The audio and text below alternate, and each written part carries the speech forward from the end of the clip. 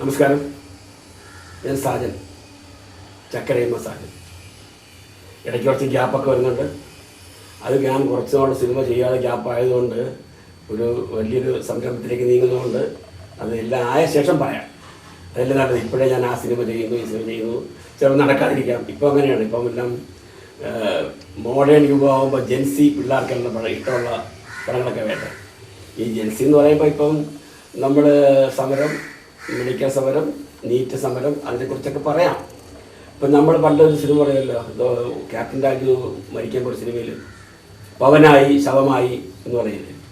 അപ്പോൾ അതുപോലെ ഇപ്പം ധർമ്മപ്രധാൻ രാജിയായി എന്നൊക്കെ പറയില്ലേ. അപ്പോൾ ഇന്ന് എനിക്ക് ആ സിനിമയോടെയുള്ള ചില കാര്യങ്ങൾ ഞാൻ ഓർത്തുപോയി. എൻ്റെ ചെറുപ്പകാലത്ത് ഞാൻ എല്ലാ സിനിമകളും കാണും. സത്യൻ രാഗിണി, നസീർ ഷീല, ഒരു സത്യൻ ശാരദ, ഇങ്ങനെയുള്ള സിനിമകൾ എല്ലാവരുടെ സിനിമയും ഞാൻ കാണും അന്ന്. അതാണല്ലോ ഞാൻ എൻ്റെ ഇപ്പോൾ ചെറുപ്പകാലത്ത് സ്കൂളിൽ ചോദിക്കല്ലേ ഭാവിയിൽ ആരാകണം. മിക്കവാറും പിള്ളേർ പറയും എനിക്ക് ഡോക്ടറാവണം, എനിക്ക് എഞ്ചിനീയർ ആവണം. ഞാൻ അന്നൊന്നും പറഞ്ഞില്ല. എന്തോ എനിക്ക് അതല്ല ഇഷ്ടം. എൻ്റെ മനസ്സിൽ അന്നേ എന്തോ സിനിമ കാണണം എന്നുള്ളതാണ്. അല്ല സിനിമ സംവിധായകനാകണം എന്നല്ല. സിനിമയിൽ അഭിനയിച്ചാൽ കൊള്ളാമെന്നൊക്കെ അന്നത്തെ കൊച്ചിലെ ആഗ്രഹം ഉണ്ടെങ്കിലും പറയാൻ പറ്റിയ നാണം കെട്ട് പിള്ളേർ കൂവി നമ്മളെ ഒരു വഴിയാക്കില്ലേ. അങ്ങനെ അന്ന് എനിക്ക് തോന്നുന്നു അന്ന് രാഷ്ട്രീയ സിനിമ ഞാൻ കണ്ടത് സ്ഥാനാർത്ഥി സാറാമ്മ എന്നൊരു സിനിമയാണ്. ഒരു പ്രേംനസീർ നായകൻ, ഷീല നായിക, അടൂർ ബാസി രണ്ട് പാർട്ടിയുടെ അപ്പുറത്തും ഇപ്പുറത്തും കാലുമാറുന്ന ഒരു രാഷ്ട്രീയക്കാരൻ. അതിപ്പോഴും ഉണ്ട്, പണ്ടും ഉണ്ട്. അതൊന്നും എനിക്കറിയില്ല ഈ കാലുമാറ്റം എന്താണെന്ന്. അതിലൊരു പാട്ട് നല്ല അക്കര പച്ചയിലേ അഞ്ജന ചോലെ ഇതൊക്കെ പാട്ടൊക്കെ ഉണ്ടല്ലോ, ഈ വളാറില്ല. അപ്പോൾ അതൊക്കെ നല്ല ആസ്വാദികരമായ പാട്ട്. ഷീല നസീർ രണ്ട് പാർട്ടിക്കാർ. അപ്പോൾ ആസ്വാദികരമായ അങ്ങനെ ഒരു രാഷ്ട്രീയ സിനിമ ഞാൻ ആദ്യമായിട്ട് കാണുന്നത് എനിക്ക് തോന്നുന്നു. പിന്നീട് പോകുന്നപ്പോൾ അസിസ്റ്റന്റ് ഡയറക്ടറായി സിനിമയായി. എനിക്ക് ഐവി ശശിയുടെ പടങ്ങളാണ് ഇഷ്ടം. ഈ നാട്, പിന്നെ അങ്ങാടി, പിന്നെ ഇനിയെങ്കിലും, അങ്ങനെ കുറേ രാഷ്ട്രീയ സിനിമകളാണ് എനിക്ക് ഇഷ്ടപ്പെട്ടു. രാഷ്ട്രീയ സിനിമകൾ ഇഷ്ടപ്പെടാൻ കാരണം ചടുലമായ സംഭാഷണങ്ങൾ, നല്ല മുഹൂർത്തങ്ങൾ, എങ്ങനെ ഒരു സമരം ഉണ്ടാവുന്നു, എങ്ങനെ അമർച്ച ചെയ്യുന്നു, ഇതൊക്കെ ടി രാമോഹൻ മാസ്റ്ററുടെ നല്ല ഡയലോഗ്സും നല്ല സീൻസും, ഐവി ശശിയുടെ ഡയറക്ടറുടെ നല്ല ടേക്കിങ്സും, നല്ല അഭിനേതാക്കളും മമ്മൂട്ടിയോ മോഹൻലാലും, പിന്നെ ശ്രീകഥാപാത്രങ്ങളുടെ നല്ല ബോൾഡായിട്ടുള്ള കഥാപാത്രങ്ങളുടെ പപ്പുവേട്ടൻ ഒക്കെ ഉണ്ടല്ലോ. അതിലെന്തോ സീമ അടുത്തുണ്ടായത് എന്തോ ജയൻ പറയുന്ന അങ്ങാടിയിലൊക്കെ ഈ talk more time I will pull out your tongue എന്നൊക്കെ പറയുന്ന ഡയലോഗില്ലേ, കൈയടിയാണ്. അപ്പോൾ അതുപോലെ ആ കാലത്ത് ഈ നാടെന്നുള്ളതിൽ രാഷ്ട്രീയമാണ് അന്ന് വന്നിരുന്നത്. ഈ രാഷ്ട്രീയക്കാർ പല രീതിയിലുണ്ട്. അതായത് ഇപ്പോൾ ഉദാഹരണത്തിന് 10 രൂപ ഇമ്പ്രൂവ്മെൻറ്റ് വേണമെങ്കിൽ അത് നേതാക്കൾ സംസാരിക്കുമ്പം നേതാക്കൾ പറയത്രേ 10 ചോദിക്കരുത്, നിങ്ങൾ 50 ചോദിക്കുക, എന്നിട്ട് ഞങ്ങൾ സമ്മതിക്കില്ല. അപ്പോൾ നിങ്ങൾ എന്ത് ചെയ്യണം? ആൾക്കാരെ പിടിച്ചിറക്കണം, സമരം ഉണ്ടാക്കണം. അപ്പോൾ ഞങ്ങൾ ബാർഗെയിൻ ചെയ്യും. ബാർഗെയിൻ ചെയ്തിട്ട് നിങ്ങൾ പറഞ്ഞ അവസാനം 10 എന്നുള്ളത് നിങ്ങൾക്കുള്ള 10ലേക്ക് ഞങ്ങൾ എത്താം. അത് നിങ്ങൾ 50 ചോദിച്ചാലേ പറ്റുള്ളൂ. അപ്പോൾ അവസാനം എന്തായി? രാഷ്ട്രീയക്കാരെ മുട്ടുമുടക്കി സമര നേതാക്കൾ വിജയിച്ചു. യുവാക്കൾക്ക് അതായത് ജനങ്ങൾക്ക് ഭയങ്കര ഇഷ്ടമായി. ഏതായാലും സമരമുറ ജയിച്ചു, ഭയങ്കര സന്തോഷം. ഇങ്ങനെയാണ് സിനിമയിലെ സ്ക്രിപ്റ്റ് പോകുന്നത്. അപ്പോൾ ഞാൻ ആലോചിച്ചോ, അപ്പോൾ ഇതൊരു രാഷ്ട്രീയ കളിയൊക്കെയാണല്ലേ. ചോദിക്കുന്നത് കൊടുക്കാൻ വേണ്ടി കൂടുതൽ ചോദിപ്പിക്കുക, അതിങ്ങനെയൊക്കെ നേർമയായിട്ടുള്ള സംഭവങ്ങളുണ്ട്, ഇല്ലാതില്ല. അപ്പോൾ ഏതിനും ഞാൻ ഒന്ന് മനസ്സിലാക്കി, നമ്മുടെ ആവശ്യങ്ങൾ നേടിയെടുക്കണമെങ്കിൽ സാധാരണ നേതാക്കളുടെത്തോ മന്ത്രിമാരുടെത്തോ ഒക്കെ പോയി പറഞ്ഞാൽ മാത്രം പോരാ. നമ്മുടെ ആവശ്യം അവർ അംഗീകരിച്ചെന്നില്ലെങ്കിൽ നമ്മൾ ചെറിയ രീതിയിൽ സമരമുറകൾ സ്വീകരിക്കണം. അത് പണ്ടേ ഉണ്ടാണ്. മഹാത്മാഗാന്ധിയുടെ കാലത്ത് നമുക്ക് ഇന്ത്യക്ക് സ്വാതന്ത്ര്യം കിട്ടാൻ വേണ്ടിയിട്ട് അദ്ദേഹം ചെയ്തിട്ടുള്ളതും, പണ്ഡിറ്റ് ജവഹർലാൽ നെഹ്റു, പിന്നെ അങ്ങനെ ഒത്തിരി രാഷ്ട്രീയ നേതാക്കൾ, പിന്നെ നമ്മുടെ സർദാർ വല്ലഭായ് പട്ടേൽ, രാജാ റാംമോഹൻ, ഇങ്ങനെ ഒരുപാട് പേരുണ്ടല്ലോ. നമുക്ക് ചരിത്രം പോയാൽ ഒരുപാടുണ്ട്, അതിലേക്ക് ഞാൻ പോകുന്നില്ല. അപ്പോഴും മഹാത്മാഗാന്ധിയുടെ സമരം എന്ന് പറയുന്നത് വളരെ സൗമ്യമായ സമരം നമുക്കറിയാം. പക്ഷെ അങ്ങനെ ഒരു സംഭവത്തിലും വഴി പോകുമ്പോൾ പലതും നേരാൻ വഴിക്ക് പോകുന്നില്ല എന്നുള്ള സംഭവം ഇപ്പോഴത്തെ രാഷ്ട്രീയക്കാർ ചെയ്യുന്നു. അതിൽ ഞാൻ മറ്റ് സമരങ്ങളിലേക്ക് പോകുന്നില്ല. കാരണം എന്താണെന്ന് വെച്ചാൽ തൊഴിലില്ലാത്ത ആൾക്കാർക്ക് ഒരുപാട് വക്കീലന്മാരുണ്ട്, ഒരുപാട് ഡോക്ടർമാരുണ്ട്, ഡോക്ടർ പണി അറിയാത്ത ഡോക്ടർമാരുണ്ട്. ഈ ഡോക്ടർമാർ അറിയാത്ത പണി എങ്ങനെ വരുന്നൊരു ചോദ്യം നമ്മുടെ മനസ്സിൽ പലപ്പോഴും. നല്ല നല്ല ഡോക്ടർമാർക്ക് പോകുന്ന ചികിത്സയും പുതുതായിട്ട് വരുന്ന ഡോക്ടർമാർക്ക് വരുന്ന ചികിത്സയും തമ്മിൽ വളരെ വ്യത്യാസം. സമീപനവും നമ്മൾ കാണുന്നു, നമുക്ക് അറിയില്ല. അപ്പം നമുക്ക് പിന്നെ ആലോചിച്ചത് എക്സാമിൻ്റെ രീതിയൊക്കെ നീറ്റ് എക്സാം എന്ന് പറയും. അതായത് ഭയങ്കര ഗോപ്യമായിട്ട് സംഭവമാണ് നീറ്റ് എക്സാമിൻ്റെ ചോദ്യപേപ്പർ തയ്യാറാക്കൽ. അങ്ങനെ സംഭവം ആയപ്പോഴാണ് അറിയുന്നത് നീറ്റ് എക്സാമിൻ്റെ മെഡിക്കൽ എക്സാമിൻ്റെ ചോദ്യപേപ്പർ ചോർന്നു. അതെങ്ങനെ? വളരെ രഹസ്യമായിട്ട് സൂക്ഷിക്കുന്ന, വളരെ ഗോപ്യമായിട്ട് പല ഭാഗത്തു നിന്ന് ഉണ്ടാക്കുന്ന അധ്യാപകരുണ്ടാക്കുന്ന ചോദ്യ പേപ്പർ വളരെ സുരക്ഷിതമായിട്ട് ഇന്ത്യൻ ബാങ്കിൽ ലോക്കർ സൂക്ഷിക്കും. അവിടെ നിന്ന് വേറെ മറ്റു ബാങ്കിൽ സൂക്ഷിക്കും. ആരും അറിയാതെ ഒരു ചോദ്യകർത്താവിന് പോലും നിങ്ങളുടെ ചോദ്യത്തിൽ ഉണ്ടോ എന്ന് പോലും അറിയാത്ത രീതിയിലാണ് ഈ ചോദ്യം. മെഡിക്കലിൽ കാരണം വെച്ചാൽ എന്താ, മെഡിക്കൽ ഓഫീസറായിട്ട് വരുന്ന അല്ലെങ്കിൽ മെഡിക്കൽ ഡോക്ടറായിട്ട് വരുന്ന ആൾക്കാർ ആരായിരിക്കണം? നമ്മുടെ ജീവനിൽ നോക്കുന്ന ആൾക്കാരാണ്. അപ്പോൾ അത് മിടുക്കന്മാരായ ആൾക്കാർ വേണം. അപ്പോൾ രാത്രി പകലിരുന്ന് പഠിച്ച് ഒരു ദിവസം കുറഞ്ഞത് 14 മണിക്കൂറെങ്കിലും ഒരു ദിവസം പഠിക്കാനാണ് ഈ വിദ്യാർത്ഥിക്ക് ഒന്ന് പ്രിപ്പയർ ചെയ്യാൻ പറ്റുന്നത്. അത് ആദ്യ വർഷം പാസ്സായിക്കൊള്ളുന്നില്ല. വീണ്ടും പഠിച്ച് 2-3 വർഷം കഠിനമായിട്ട് പഠിച്ചിട്ട് അങ്ങനെയാണ് ഇവർ ഈ പരീക്ഷയ്ക്ക് എഴുതുന്നത്.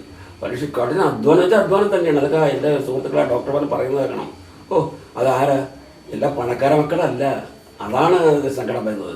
കൂലിപ്പണിക്കാരെ ഇപ്പോൾ ഒരിടത്ത് കിളയ്ക്കാൻ പോയും മണ്ണ് കുഴച്ചും തൊടികെട്ടും പാടത്ത് പണിയെടുത്തും താങ്കൾക്കാവാത്ത തനിക്ക് പഠിക്കാൻ കഴിഞ്ഞില്ലെങ്കിൽ എൻ്റെ മക്കളെങ്ങനെ നാളെ ആവട്ടെ എന്ന് കരുതി കഷ്ടപ്പെട്ട് പഠിപ്പിക്കുന്ന നമ്മുടെ മക്കൾ, അവരുടെ ഭാവി നല്ലതാവണം. നല്ല മക്കൾ നമ്മുടെ വയസ്സാകുമ്പോൾ നമ്മളെ നോക്കും. അങ്ങനെയൊക്കെയാണ് നമ്മുടെ നോക്കാത്ത മക്കളുമുണ്ട്. എങ്കിലും അവരുടെ ഏറ്റവും ലക്ഷ്യമായിരിക്കും മക്കളൊക്കെ ഒന്ന് ഡോക്ടറായി കാണുക, ഒരു എഞ്ചിനീയറായി കാണുക, ഒരു വക്കീലായി കാണുക, ഇങ്ങനെയൊക്കെ ഉള്ളത്. ഇപ്പോൾ എഞ്ചിനീയർമാർക്ക് പലർക്കും പണിയില്ല എന്നുള്ളത് വേറെ, വക്കീലന്മാർക്കും പണി കുറവാണ്. അങ്ങനെയാണ് ഒരു കേസിലും കണ്ട ഒരു ജഡ്ജി പറഞ്ഞു അത്രേ ഹൈക്കോടതിയിലോ സുപ്രീം കോടതിയിലോ മറ്റോ, ഇത് പാറ്റകളല്ലേ എന്ന്, കോക്രോച്ച്. അപ്പോഴങ്ങനെയാണ് ഈ കോക്രോച്ച് ജനതാ പാർട്ടി CJP എന്നൊരു സംഭവം ഉണ്ടായത്. പാർട്ടി ആയിട്ടില്ലാന്ന് തോന്നുന്നു. എന്നാലൊരു അവർക്കൊരു അവഹേളനം പോലെ തോന്നി. അവരത് ബൂസ്റ്റപ്പ് ചെയ്തു. പണ്ട് എനിക്കിപ്പോൾ ഓർമ്മ, ഞാൻ ചക്കരയമ്മ സിനിമ ചെയ്യുമ്പോൾ എൻ്റെ നിർമ്മാതാവ് ജഗൻ പിച്ചേഴ്സ് അപ്പച്ചനാണ്. അദ്ദേഹം വളരെ നിമിത്തം സമയം കാര്യങ്ങളൊക്കെ നോക്കുന്ന നല്ലൊരു നിർമ്മാതാവാണ്. അദ്ദേഹം കറക്റ്റായിട്ട് രാഹുകാലം, ഗുളികാലം, യമകണ്ഠം ഇങ്ങനെയൊക്കെ നോക്കിയാണ് പുള്ളി സിനിമ എടുക്കുന്നത്. അപ്പോൾ അദ്ദേഹം ഹോട്ടലിൽ താമസിക്കുമ്പോൾ നമ്മുടെ അദ്ദേഹത്തിൻ്റെ ഹോട്ടലിൽ ചെല്ലുന്ന പിള്ളേരുടെ അടുത്ത് പറയും, ഞാൻ പുറത്തേക്ക് ഇറങ്ങുമ്പം എൻ്റെ എതിരെ ഈ ചൂലുമായിട്ടൊന്നും വരരുത്, അതൊരു അവലക്ഷണമാണ്. അതുകൊണ്ട് പിള്ളേർ നോക്കി നിൽക്കും. പിള്ളേർ നല്ല ടിപ്സൊക്കെ കൊടുക്കും. അപ്പോൾ അദ്ദേഹം പുറത്തിറങ്ങി കാറിൽ കയറുന്നവരെ എതിരെ ചൂല് വരില്ല. പിൽക്കാലത്ത് നോക്കിക്കൊള്ളണം, ഡൽഹിയിൽ ചൂലാണൊരു പാർട്ടിയുടെ ചിഹ്നം. അപ്പോൾ ചൂല് ഐശ്വര്യക്കേടല്ല, നമ്മുടെ വീട് വൃത്തിയാക്കുന്നതാണ്. അതുകൊണ്ട് ഒന്നും സംഭവിക്കാൻ പോകുന്നില്ല. അങ്ങനെ ഇപ്പം അതിൽ നിന്ന് രാഷ്ട്രീയക്കാർ പലരും മറുകണ്ഠം ചാടുന്നത് പോലെ ചാടി. അപ്പോൾ ഏതായാലും ചൂല് നല്ല സംഭവമാണ്, നല്ല നിമിത്തമാണ്, വൃത്തിയാക്കുന്നതാണ്. നമ്മുടെ വീട് വൃത്തിയാക്കും, എല്ലാം വൃത്തിയാക്കുന്ന സംഭവങ്ങളാണ്. പക്ഷേ അതിൽ പുള്ളിക്കാരന് അശകുനമായിട്ട് തോന്നി എന്ന് പറഞ്ഞതുപോലെ ഈ പാറ്റ എന്ന് പറയുന്നത് നമ്മുടെ വീട്ടിൽ ചില മലബാർ സൈഡിൽ കൂറ എന്ന് പറയും. കോക്രോച്ച്. പണ്ടൊക്കെ എനിക്ക് കൂറ എന്ന് പറഞ്ഞാൽ അറിയില്ലായിരുന്നു. കൂറ തുണിയൊക്കെ അറിയായിരുന്നു. അങ്ങനെ ഒരു ജഡ്ജി, അദ്ദേഹത്തിൻ്റെ പേരൊന്നും എനിക്കറിയില്ല, ഞാൻ വായിച്ച് മറന്നുപോയി. അറിയാമെങ്കിലും ഞാൻ പറയുന്നത് ശരിയാവില്ല. കാരണം അതിനെ വല്ല പിടിച്ചിട്ട് വല്ല കുഴപ്പമുണ്ടോ. ഏതോ ഒരു ജഡ്ജി കൂറകളല്ലേ അല്ലെ അതായത് പാറ്റകളല്ലേ എന്ന് പറഞ്ഞ് കോക്രോച്ച്. അതൊരു കളിയാക്കൽ രീതി ആയിരുന്നെങ്കിലും, കാരണം തൊഴിലില്ലാത്ത വക്കീലന്മാരുടെ പറ്റിയാണ് അദ്ദേഹം പരാമർശിച്ചത്. തൊഴിലാവുന്നത് എന്തുകൊണ്ടാണെന്ന് അതിന് പല സംഭവങ്ങൾ പിന്നീടുണ്ട്. അപ്പോൾ അതിലേക്ക് ഞാൻ മെഡിക്കലിലേക്ക് തന്നെ വരാം. അപ്പോൾ ഈ രാപകൽ പഠിച്ച് മിടുക്കന്മാരായ കുട്ടികൾ, അവിടെ സംവരണം പാടില്ല നോക്കിക്കൊള്ളണം. പലതിനും സംവരണമുണ്ട്. ഇപ്പോൾ 100 മീറ്റർ ഓടുന്നതിന് സംവരണമുള്ളവർക്ക് 80 മീറ്റർ ഓടിയാൽ മതി, മറ്റുള്ള 100 മീറ്റർ ഓടേണ്ടതെന്ന് പറഞ്ഞാൽ സാധിക്കുമോ? അത് പറ്റില്ല. അതുപോലെ ഈ ഡോക്ടർ ആവാൻ, എഞ്ചിനീയർ ആവാൻ സ്വതവേ സ്വമേധയ അതിനോട് താല്പര്യം തോന്നണം, ഡെഡിക്കേഷൻ വേണം, ആത്മാർത്ഥത വേണം. അപ്പോഴങ്ങനെ നമുക്ക് നല്ല നല്ല ഡോക്ടർമാർ അവർ ഓരോ ചികിത്സ ചെയ്യുന്നതോറും അവർ പഠിക്കുകയാണ്. അവർ പഠിച്ച് അതിനുവേണ്ടിയുള്ള പ്രതിവിധി കണ്ടെത്തുകയാണ്. അതിൽ ഇന്നത്തെ വൈദ്യശാസ്ത്രം ഇത്ര പുരോഗമിച്ചതും ഇന്ന് നമ്മുടെ ജീവിത നിലവാരം, ആരോഗ്യം എല്ലാം ഉയർന്ന നിലവാരത്തിൽ എത്തുന്നത് എന്തുകൊണ്ടാണ്? നല്ല നല്ല ഡോക്ടർമാരുടെ പരിചരണം മൂലമാണ്. അപ്പോൾ ആ സ്ഥാനത്താണ് കൃത്രിമമായിട്ട് ക്വസ്റ്റ്യൻ പേപ്പർ തയ്യാറാക്കി രഹസ്യമായിട്ട് പരീക്ഷ എഴുതാൻ കോടികൾ മുടക്കുന്ന സമ്പന്നരായ ആൾക്കാരുടെ മക്കൾക്ക് വിതരണം ചെയ്യുന്നത്. വിതരണം ചെയ്യുന്നത് അങ്ങനെ ചുമ്മാ നേരിട്ട് കൊടുക്കാൻ പറ്റുമോ? പറ്റില്ല. അത് ഞാനതിനെക്കുറിച്ച് അന്വേഷിച്ചപ്പോഴാണ്, അതായത് അറിയാവുന്ന ആൾക്കാരെ ചോദിച്ചത് പറഞ്ഞാൽ അതിന് നെറ്റ്വർക്ക് ഉണ്ട്. അത്രയും നെറ്റ്വർക്ക് എന്ന് പറഞ്ഞാൽ ഇന്ത്യയിൽ തന്നെ ഈ കോച്ചിങ് നടത്തുന്ന, ഇത് പഠിപ്പിക്കുന്ന സ്ഥാപനങ്ങളിൽ ഇത് എത്തിക്കണം. അതെങ്ങനെ എത്തിക്കാൻ പറ്റുമോ? പറ്റില്ല. അപ്പോൾ അതിന് മീഡിയേറ്റർ വേണം. അങ്ങനെ മീഡിയേറ്റർ വിശ്വസിക്കാൻ പറ്റുമോ? പറ്റില്ല. അപ്പോൾ പിന്നെ എന്ത് ചെയ്യും? വിദ്യാർത്ഥികളുടെ കയ്യിൽ എത്തണമല്ലോ. അപ്പോൾ അതിന് അണ്ടർഗ്രൗണ്ടായിട്ട് പല സംഭവം മാഫിയ സംഘങ്ങൾ പോലെ ഉണ്ടത്രേ. ഇതൊക്കെ എനിക്ക് ഇപ്പോഴത്തെ അറിവാണ് കിട്ടുന്നത്. ഇങ്ങനെയൊക്കെയാണോ ചോദ്യം പേപ്പർ ചെയ്യുന്നത്? അല്ലാതെ രഹസ്യമായിട്ട് ക്വസ്റ്റ്യൻ പേപ്പർ അടിച്ച് ബാങ്ക് ലോക്കറിൽ സൂക്ഷിച്ച് ആ പരീക്ഷ ദിവസം മാത്രം പുറത്തെടുക്കുന്ന നീറ്റ് ക്വസ്റ്റ്യൻ പേപ്പർ എങ്ങനെ ചോരും എന്നുള്ളതൊക്കെ നമുക്കൊരു ചോദ്യചിഹ്നമായിരുന്നു. അപ്പോഴാണ് അറിയുന്നത് ഇങ്ങനെയൊക്കെയാണ് എത്തുന്നതെന്ന്. എന്നിട്ട് ഈ ക്വസ്റ്റ്യൻ പേപ്പറിൽ അല്ല മാത്രം കൊടുക്കുന്നത് അത്ര, പിന്നീട് ഈ ക്വസ്റ്റ്യൻ പേപ്പറിൽ ആൻസറും അവർ തന്നെ കൊടുക്കും.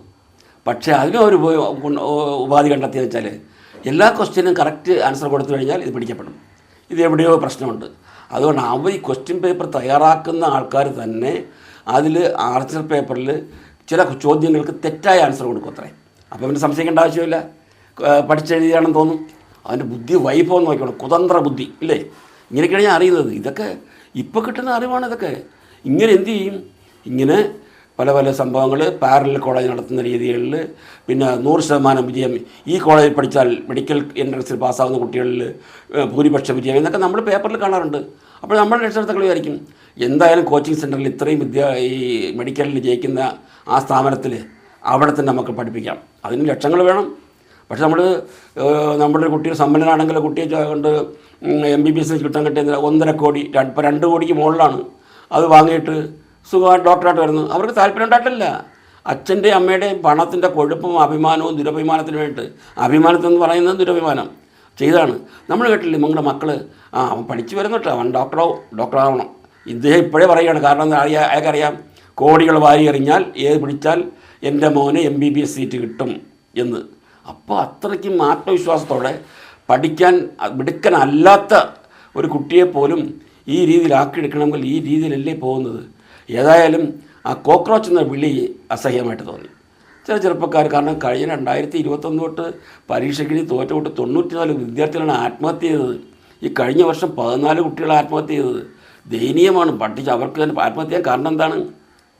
അവർക്ക് പൂർണ്ണ വിശ്വാസം ഉണ്ടായിരുന്നു, നല്ലതുപോലെ പഠിച്ച് കഠിനാധ്വാനം ചെയ്ത് എഴുതി, എന്നിട്ട് പോലും നിരാശ. നോക്കിക്കൊള്ളണം. അപ്പോൾ അതിന് വേണ്ടിയിട്ടുള്ള അവരുടെ അപേക്ഷയായിരുന്നു നീറ്റ് പേപ്പർ ചോർച്ച കണ്ടുപിടിക്കണമെന്ന്. അത് ശരിക്കും ഭരണാധികാരികളെ ഉൾക്കൊള്ളണമായിരുന്നു. ധർമ്മേന്ദ്ര പ്രധാൻ ആണ് നമ്മുടെ കേന്ദ്രമന്ത്രി, വിദ്യാഭ്യാസ മന്ത്രി. അദ്ദേഹം അത് ശരിക്കും എടുത്തിരുന്നില്ല. ഏതായാലും ഡൽഹിയിൽ ജന്തർ മന്ദറിൽ ചെറിയ രീതിയിൽ സമരം ആരംഭിച്ചു വിദ്യാർത്ഥികൾ. അത് ചെറിയ വിദ്യാർത്ഥികളെന്ന രീതിയിൽ അങ്ങ് പോയി. പക്ഷെ പിന്നീടാണ് അറിയുന്നത് ഇത് ചെറുതല്ല. മാത്രമല്ല രാഷ്ട്രീയ നേതാക്കളുടെയൊക്കെ ചില പരിഹാസമായ സംഭവങ്ങൾ കേൾക്കുമ്പോൾ തന്നെ നമ്മുടെ സിനിമ എടുത്ത മേജർ രവിയില്ലേ, അദ്ദേഹം പോലെ ഈയിടെ പറഞ്ഞു കേട്ടില്ലേ, കള്ള് കുടിക്കാനും ആഹാരം കഴിക്കാനുമാണ് അത്രേ അവിടെ സമരത്തിന് പോകുന്നത്. ശരിയാണ് ആ പറയുന്നത്. അത് രാജ്യത്തിന് വേണ്ടിയിട്ടൊരു ജവാനായിട്ടോ മേജറായിട്ട് എത്തിയ മേജർ രവി, അദ്ദേഹം നല്ല സിനിമയൊക്കെ എടുത്ത ആളാണ്. മോഹൻലാലിൻ്റെ ഒരു കൂട്ടുകാരനൊക്കെയാണ്. കൂട്ടുകാരനല്ല, അദ്ദേഹത്തിൻ്റെ പരിചയക്കാരൻ. കൂട്ടുകാരൻ അദ്ദേഹം അവകാശപ്പെടുന്നു. കാരണം എന്താ പറയുക, മോഹൻലാലിൻ്റെ മകൾ ഈ കോക്രോച്ച് പാർട്ടിക്ക് ആ വിദ്യാർത്ഥികൾക്ക് അനുകൂലമായിട്ട് പോസ്റ്റ് ചെയ്തപ്പം കുറേ ആൾക്കാർ മോശമായിട്ട് എഴുതി. അപ്പോൾ അദ്ദേഹം പറഞ്ഞു കേട്ടോ, ആ കുട്ടിക്ക് രാഷ്ട്രീയം അറിയില്ല, അപ്പോൾ ഒരു പട്ടി അസുഖമായിട്ട് കിടന്നാൽ പോലും പോയിക്കൊണ്ടിരുന്ന ലോലഹൃദയായ കുട്ടിയാണ്, ഇത് രാഷ്ട്രീയമായിട്ട് അതിനറിയാത്തതുകൊണ്ട് പറഞ്ഞതാണ്, കോക്രോച്ച് പാർട്ടിയെ പറ്റി അങ്ങനല്ല എന്നൊക്കെ രീതിയിലൊക്കെ പുള്ളി പറയും. കള്ള് കുടിക്കാനും ഈ ചോറ് കഴിക്കാൻ ആഹാരം കഴിക്കാനാണ് ഡൽഹി പോകേണ്ട ആവശ്യമുണ്ട്. ഇവിടെ നിന്ന് തന്നെ ഡൽഹിയിൽ പോകണം, ചുമ്മാ പോകാൻ പറ്റുമോ? എത്ര ആയിരം രൂപ വേണം? അവിടെ പോയി എങ്ങനെ കഴിയും? അതിന് വേണ്ടിയിട്ടാണോ കള്ളു കുടിക്കാൻ വേണ്ടി ഇത്ര പൈസ ചിലവാക്കണോ? ഇതൊക്കെ ബാലിശമായ ചോദ്യങ്ങൾ. അതും മേജർ രവിയുടെ ഭാഗത്തു നിന്നൊക്കെ. നമ്മുടെ കൃഷ്ണകുമാറില്ലേ, ഇപ്പം NFDCയിലൊക്കെ ചെറിയ രീതിയിൽ പോസ്റ്റ് ഉണ്ട് അദ്ദേഹത്തിന്. അദ്ദേഹം BJPയിൽ പണ്ട് മത്സരിച്ച് തോറ്റ ആളാണ്, തിരുവനന്തപുരം സെൻറ്ററിൽ. അദ്ദേഹത്തിൻ്റെ മകൾ അഹാന കൃഷ്ണകുമാർ മിടുക്കി. അവൾ CJPക്ക് അനുകൂലമായിട്ട് പറഞ്ഞു. കാരണം അച്ഛൻ BJPയുടെ നേതാവ്, മകൾ സ്വന്തം. കാരണം അവൾക്കറിയാം യുവത്വത്തിൻ്റെ ഫീലിംഗ് അഹാന കൃഷ്ണകുമാർ. അതുപോലെ മഞ്ജു വാര്യരെ പറ്റി പറഞ്ഞപ്പോൾ അതിന് കുറച്ച് അടിക്കുറിപ്പൊക്കെ ചിലരിട്ടു. സ്വന്തം മകളെ ശരിക്കും നോക്കാൻ അറിയാത്ത ആൾ, അവളുടെ മകൾ ഡോക്ടറാണ്, അമ്മ നോക്കാൻ അറിയാത്ത ആൾ എങ്ങനെ അഭിപ്രായം പറയും? ഇങ്ങനെയൊക്കെ അത് കുറേ ആൾക്കാർ ട്രോളിങ്ങൊക്കെ ചെയ്യും. അതൊക്കെ നമ്മൾ നോക്കേണ്ട ആവശ്യമില്ല. അങ്ങനെയൊക്കെ ഉണ്ട്. അത് പലതും ഉണ്ട്. എനിക്ക് തന്നെ ഞാൻ തന്നെ പോസ്റ്റ് ചെയ്യുമ്പം എൻ്റെ കീഴിൽ എത്ര ആൾക്കാരാണ് എത്ര വിളിക്കുന്നത്, ഇങ്ങനെയല്ലായിരുന്നു. അത് പൊതുജനം പലവിധം. ഏതായാലും ഈ സമരം നാൾക്ക് നാൾ വർദ്ധിച്ചു എന്ന് പറഞ്ഞാൽ ജന്തർ മന്ദറിൽ കാല് കുത്താൻ വയ്യാത്ത രീതിയിൽ പ്രധാനമന്ത്രിയുടെ വസതിക്ക് മുമ്പിൽ നമ്മുടെ രാഷ്ട്ര നേതാക്കൾ, നമ്മുടെ VD സതീശൻ ഉൾപ്പെടെ, KC വേണുഗോപാലൊക്കെ നല്ല രീതിയിലാണ് പ്രവർത്തിക്കുന്നതിൽ. അദ്ദേഹം, കർണാടക മുഖ്യമന്ത്രി, മറ്റു രാഷ്ട്ര നേതാക്കൾ, എന്തിന് നമ്മുടെ പണ്ട് BJP ഉണ്ടാക്കിയ സ്ഥാപക നേതാവ് മുരളി മനോഹർ ജോഷി, അദ്ദേഹം വന്യ വയോധകൻ, അദ്ദേഹം വരെ CJPക്ക് സപ്പോർട്ട് ചെയ്തു. കാരണം ധർമ്മേന്ദ്ര പ്രധാൻ ഇത് ഉത്തരവാദിത്വം ഏറ്റെടുത്തുകൊണ്ട് രാജിവെക്കണമെന്ന്. ഇപ്പോൾ എനിക്ക് ഓർമ്മ വരുന്നത്, പണ്ട് ഒരു ട്രെയിൻ ആക്സിഡൻ്റ് ഉണ്ടായി. അന്ന് റെയിൽവേയുടെ മന്ത്രി ലാൽ ബഹദൂർ ശാസ്ത്രിയായിരുന്നു, നമ്മുടെ പ്രധാനമന്ത്രിയായിരുന്ന ആളെ. അദ്ദേഹം അതിൻ്റെ ഉത്തരവാദിത്വം ഏറ്റെടുത്തുകൊണ്ട് രാജിവെച്ചു. ആ രാജ്യമാണ് നമ്മുടെ ഭാരതം. അപ്പോൾ ഇങ്ങനൊരു സംഭവം ഉണ്ടായാൽ തീർച്ചയായിട്ടും ഇത് വലിയ പ്രശ്നമായിട്ട് ഉൾക്കൊണ്ടുകൊണ്ട് ഈ നമ്മുടെ ധർമ്മേന്ദ്ര പ്രധാൻ വിദ്യാഭ്യാസ മന്ത്രി ഇത് ഏറ്റെടുത്തുകൊണ്ട് അദ്ദേഹം എന്ത് ചെയ്യണം, രാജിവെക്കണം. അദ്ദേഹം പറയണം ഇതിൻ്റെ ഉത്തരവാദിത്വം ഞാൻ ഏറ്റെടുത്തുകൊണ്ട് എൻ്റെ മന്ത്രിസ്ഥാനം രാജിവെക്കണം എന്ന് പറഞ്ഞിരുന്നെങ്കിൽ എന്ത് അന്തസ്സായതിന്, നമ്മുടെ സമരം ചേരുന്ന വിദ്യാർത്ഥികൾക്ക് എന്ത് സന്തോഷമായേനെ. നമ്മുടെ പ്രധാനമന്ത്രിക്ക് സ്വസ്ഥമായിട്ട് ഭരണം നടത്താമായിരുന്നല്ലോ. ഇപ്പോൾ എന്താ ഈ ഭരണം ഇവിടം വരെ എത്തിയെന്നറിയാമോ? ധർമ്മേന്ദ്ര പ്രധാൻ രാജിവെച്ചില്ലെങ്കിൽ പ്രധാനമന്ത്രി രാജിവെക്കണം. അപ്പോൾ കട്ടിയാണ്. ഇതിനിടയ്ക്ക് 2 എപ്പിസോഡുകൾ പ്രധാനമന്ത്രി പോസ്റ്റ് ചെയ്തു, അതിലൊന്നും എത്തില്ല. ഇപ്പോൾ കോൺഗ്രസിൻ്റെ ആൾക്കാർ, നമ്മുടെ കെ മുരളീധരൻ്റെ ഒരു പ്രസ്താവന ഞാൻ ഫേസ്ബുക്കിൽ കാണാനിടയായി. അങ്ങനെ കോൺഗ്രസ്സൊക്കെ നേരത്തെ ഇടപെടാഞ്ഞെന്ന് വെച്ചാൽ ഇത് മനഃപൂർവ്വം കോൺഗ്രസ് കുത്തി പൊക്കുന്ന രീതിയിൽ ആകും എന്നൊരു സംഭവം ഉണ്ടാകുമായിരുന്നറിയാം. ശരിയാണത്. കോൺഗ്രസ് പാർട്ടിയായാലും LDF ആയാലും UDF ആയാലും അതിലുള്ള ഘടകകക്ഷികളായാലും അവരാദ്യം ഇടപെട്ടിരുന്നെങ്കിൽ തീർച്ചയായിട്ടും ഇത് രാഷ്ട്രീയ പ്രേരിതമായൊരു സമരമായി മാറിയേനെ എന്ന് വരുത്തി തീർക്കുമായിരുന്നു. ഏതായാലും ഇപ്പോൾ ഒന്നെനിക്ക് പറയാനുള്ളതെന്ന് വെച്ചാൽ സമാധാനമായി എന്ന് തന്നെ പറയാം. ധർമ്മേന്ദ്ര പ്രധാൻ രാജിവെച്ചു. പ്രധാനമന്ത്രിക്ക് സത്യം പറഞ്ഞ ഒരു ഭാരം ഒഴിഞ്ഞു. പക്ഷേ ഇവിടെ കൊണ്ട് അത് തീരുന്നില്ല എന്നാണ് രാഷ്ട്രീയ പ്രമുഖർ പറയുന്നത്. നരേന്ദ്രപ്രധാൻ രാജിവെച്ചെന്ന് പറഞ്ഞാൽ അത് താൽക്കാലികമായിട്ട് നമ്മുടെ ഒന്ന് കണ്ണിൽ പൊടിയിടുകയല്ലേ. അദ്ദേഹത്തിന് വലിയ ഉന്നത സ്ഥാനം വരെ പാർട്ടികളുണ്ടല്ലോ, കൊടുക്കുമല്ലോ. നമ്മുടെ നാട്ടിൽ വേണ്ടല്ലേ, ഏതെങ്കിലും SI എന്തെങ്കിലും പ്രശ്നം കാണിച്ചു കഴിഞ്ഞാൽ പെട്ടെന്ന് സസ്പെൻഡ് ചെയ്യുന്നു, ട്രാൻസ്ഫർ ചെയ്യുന്നു വേറൊരു സ്ഥലത്തേക്ക്. അപ്പോഴത്തേക്ക് സമാധാനമായി ജനങ്ങൾക്ക്. കുറേ നാൾ കഴിയുമ്പോൾ അദ്ദേഹം തൊട്ടടുത്ത സ്റ്റേഷനിൽ ചാർജ് എടുക്കും, പിന്നീട് ഇവിടെ തന്നെ വരും. അപ്പോൾ ജനങ്ങൾ മറക്കും. അതുപോലെ ഇപ്പോൾ ഏതായാലും ഈ സമര അഗ്നി എന്ന് തന്നെ പറയാം. ഇനിയും രാജ്യത്ത് എന്ത് സംഭവിക്കാമോ? ഓരോ സംസ്ഥാനങ്ങളിലേക്ക് വ്യാപിച്ചു തുടങ്ങി. ഇത് എവിടെ പോയി നിൽക്കുമായിരുന്നു? ഏതായാലും ഈ ഘട്ടത്തിൽ എല്ലാ രാഷ്ട്രീയക്കാളും നമ്മുടെ കേരളത്തിൽ നിന്നുള്ള LDF, UDF, മറ്റ് സംസ്ഥാനത്തിലുള്ള പാർട്ടികളും എല്ലാവരും ഒറ്റക്കെട്ടായി ഈ പാറ്റ പാർട്ടി, അതായത് ക്രോക്രോച്ച് മൊത്തത്തിലാണ് പറയുന്നതെങ്കിലും അതേതായാലും എനിക്ക് തോന്നുന്നത് CJP എന്ന് പറയുന്ന പാർട്ടി ഒരു രാഷ്ട്രീയ പാർട്ടിയായിട്ട് വളരും. യുവാക്കളുടെ സംരക്ഷണം ഉണ്ടാവും. ഇങ്ങനെയുള്ള സംഭവങ്ങൾ വീണ്ടും ലീക്കാവാതെ ലീക്കായതും ചോർന്നതൊന്നുമല്ല, ഇത് മനഃപൂർവ്വമായെന്നുള്ളതാണ് എല്ലാവർക്കും ഇപ്പോൾ അറിയാവുന്നത്. എനിക്കത് ഇങ്ങനെ അറിവുള്ള ആൾക്കാർ പറഞ്ഞുള്ള അറിവും ഫേസ്ബുക്കിൽ കണ്ടുള്ള അറിവുമാണ് എനിക്കുള്ളത്. അല്ലാതെ എനിക്ക് വലിയ അറിവൊന്നും ഇതിനൊന്നും ഉണ്ടായിരുന്നില്ല. ഞാൻ ആലോചിച്ചിരുന്നു ഈ രാപകൽ കഷ്ടപ്പെട്ട് അദ്ദേഹം ഈ പഠിക്കുന്ന വിദ്യാർത്ഥികൾ, മെഡിക്കൽ വിദ്യാർത്ഥികൾ എന്തുകൊണ്ട് തോറ്റു പോകുന്നു. എനിക്കറിയാം നല്ല മിടുക്കൻ കുട്ടികൾ തോറ്റു പോകുന്നുണ്ട്, അറിയാം. ചില കുട്ടികൾ സഹിക്കാൻ വയ്യാതെയാണ് ആത്മഹത്യ ചെയ്തത്. എത്രയും ആത്മഹത്യ തള്ളിവിട്ടത് സത്യം പറഞ്ഞാൽ ഈ രാജി നേരത്തെ ആകാമായിരുന്നില്ലേ എന്നെനിക്കൊരു ചോദ്യമുണ്ട്. ഈയിടെ തന്നെയുണ്ടല്ലേ നമ്മുടെ ചില നേതാക്കൾ നമ്മുടെ തിരുവനന്തപുരത്ത് ED ചെക്കിങ് വന്നപ്പോഴത്തേക്ക് പെട്ടെന്ന് തന്നെ കുറേ രാഷ്ട്രീയ പിള്ളേർ ഇറങ്ങി വരുന്നു, സമരം EDക്കെതിരെ കേട്ടോ കൊണ്ടുവന്നു വിളിച്ച് കയറ്റി സമരം ചെയ്യുന്നു. പിന്നെ EDയുടെ കാറൊക്കെ അടിച്ചു പൊളിക്കുന്നു, അറസ്റ്റ് ചെയ്യുന്നു. ആ 10-25 പിള്ളേർ ഇപ്പോഴും ജയിലില്ല, 2 മാസമായി, ജാമ്യം കിട്ടിയിട്ടില്ല. കിട്ടുമെന്നൊരു സംശയമാണ്. ഒരു രാഷ്ട്രീയ നേതാക്കളും അവരെ തിരിഞ്ഞു നോക്കുന്നില്ല. അത് 1-2 പേർക്ക് എങ്ങനെ കിട്ടി? അവരുടെ കുടുംബമൊക്കെ ഏത് രീതിയിലാവുന്നു? ഞാനിപ്പോൾ പറഞ്ഞു നിർത്തുന്നതിന് മുമ്പായിട്ട് പറയുന്നത്, എൻ്റെ യുവജനങ്ങളെ, നിങ്ങൾ ഇതുപോലുള്ള സമരങ്ങൾ CJP ബഹളങ്ങൾ വയ്ക്കാതെ അവരൊക്കെ അടിച്ച് ഒതുക്കം ഇറക്കിയ പോലീസോ, ഡൽഹി പോലീസ് നോക്കി ലാത്തികളിൽ ആണി തറച്ച് ആ പെൺകുട്ടികളൊക്കെ തലയൊക്കെ അടിച്ചു പൊളിക്കുന്ന കാഴ്ച TV കണ്ടു. ഗുണ്ടകളെ, അതായത് യൂണിഫോം ഇല്ലാത്ത ആൾക്കാർ റൗഡികളെ ഇറക്കി ലാത്തിയിൽ ആണി തറച്ച് അടിച്ച് നിരപ്പാക്കുന്ന കാഴ്ച ദയനീയ കാഴ്ചകളൊക്കെ. നമ്മുടെ തിരുവനന്തപുരത്ത് എനിക്ക് കഴിഞ്ഞ കണ്ടപ്പോൾ EDയുടെ കണ്ടപ്പോൾ മുട്ടയറങ്ങാരപ്പെടുത്തി ED ഉദ്യോഗസ്ഥരെയൊക്കെ ഒരിക്കലും പാടില്ല. അതൊക്കെ പിള്ളേർക്ക് അറിയില്ലാതെ ഈ കുട്ടിക്കുറങ്ങനെ ചൂട് ചോറ് വായിക്കും എന്ന് പറഞ്ഞ മാതിരി.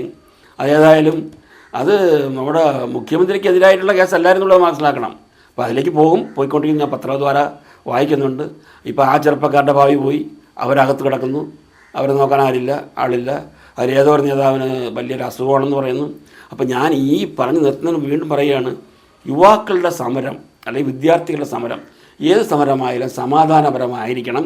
ആ സമാധാനപരമായ ഒരു സമരം ഇതുപോലെ വലിയ രീതിയിൽ പോകാതെ, പ്രക്ഷോഭങ്ങളിലേക്ക് പോകാതെ, അത് കാര്യമായിട്ട് നമ്മുടെ ഭരണ അധികാരികൾ സംസ്ഥാന സംവിധാനത്തിലായാലും കേന്ദ്രത്തിലായാലും നല്ല രീതിയിൽ സമീപനം ഇടപെട്ട് ആ നേതാക്കളോട് സംസാരിച്ച് നല്ല രീതിയിൽ കൊണ്ടുപോകണം. അഹിംസയായിരിക്കണം, നല്ല മനസ്സോടെ യുവാക്കളുടെ ഭാവിയെ കരുതിയും നമ്മുടെ പൊതുജനങ്ങളുടെ ഭാവിയെ കരുതിയും തൊഴിലാളികളുടെ ഭാവിയെ കരുതിയും കുടുംബങ്ങളുടെ ഭാവിയെ കരുതിയും നല്ലൊരു ഗവൺമെൻറ് എപ്പോഴും സുസജ്ജമായിരിക്കണം. ജനങ്ങളുടെ അഭിവൃദ്ധിയും രാജ്യത്തിൻ്റെ അഭിവൃദ്ധിയും മുന്നിൽ കണ്ടുകൊണ്ടായിരിക്കണം നമ്മുടെ ഏത് സമരങ്ങളെയും നേരിടാൻ, സമരാഭാസങ്ങളെയല്ല സമരങ്ങളെ നേടാൻ. അപ്പോൾ അതുകൊണ്ട് ഇത്രയും കാലം ഞാൻ എന്തുകൊണ്ട് ഇതിന് വേണ്ടിയിട്ട് ഒന്നും പറയാതിരുന്നു പറഞ്ഞാൽ എനിക്ക് പറയാനൊന്നുമില്ല. കാരണം എൻ്റെ മനസ്സുകൊണ്ട് ഈ വിദ്യാർത്ഥികളുടെ കാര്യം എനിക്കറിയാം, പക്ഷേ പറയാൻ ഞാൻ പ്രാപ്തനല്ല. അതുകൊണ്ടാണ്. എങ്കിലും അറിവുള്ള ആൾക്കാർ പറഞ്ഞു. നമ്മുടെ ഏറ്റവും എനിക്ക് ഇഷ്ടപ്പെട്ടത് മോഹൻലാലിൻ്റെ മകൾ വിസ്മയ. എന്ത് മനോഹരമായിട്ടാണ് ആ കുട്ടി പറഞ്ഞിരിക്കുന്നത്. മോഹൻലാൽ ഒരു BJP കാരനാണ്, അങ്ങനെ ഇങ്ങനെയാണ് ആൾക്കാർ പറഞ്ഞു വരുന്നത്. അതൊക്കെ ഒന്നുമല്ല എന്നുള്ളത് നമുക്ക് മനസ്സിലായില്ലേ. അഹാന കൃഷ്ണകുമാർ BJPയുടെ വലിയ ഒക്കെ ആയിട്ട് വീണ്ടും ഞാൻ ആവർത്തിക്കുകയല്ല. ഈ കൊച്ചു കുട്ടികൾ, ഇവിടെ ഈ രാഷ്ട്രീയ നേതാക്കളുടെ മക്കൾ പോലും ഈ യുവ നമ്മുടെ വിദ്യാർത്ഥികൾക്ക് വേണ്ടി സപ്പോർട്ട് ചെയ്യാനുള്ളത് എനിക്ക് സത്യം പറഞ്ഞാൽ രോമാഞ്ചം ഉണ്ടായി എന്ന് പറയാം, സന്തോഷമുണ്ടായി. അതുകൊണ്ട് എൻ്റെ ഈ ധർമ്മേന്ദ്ര പ്രധാൻ രാജിവെച്ചപ്പോൾ സന്തോഷം ഇതിലൂടെ ഞാൻ അറിയിക്കുന്നു. നന്ദി, നമസ്കാരം.